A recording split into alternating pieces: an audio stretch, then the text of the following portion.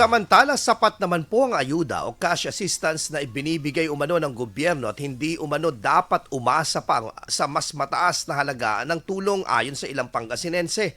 Sa panayam po ng IFM News Dagupan, sinabi ng ilang residente na hindi dapat sanayin ang mga Pilipino sa ayuda, kundi turuan silang magsikap upang mapabuti ang kanilang buhay.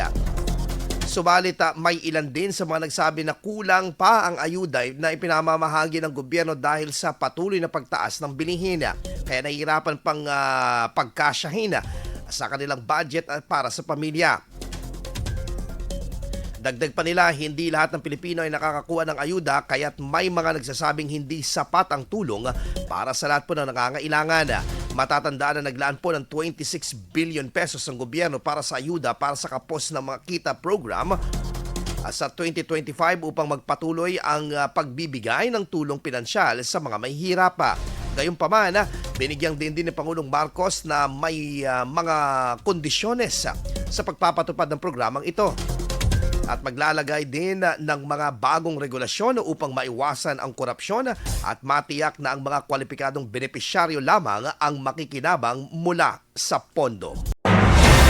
IFM News. IFM News. IFM News.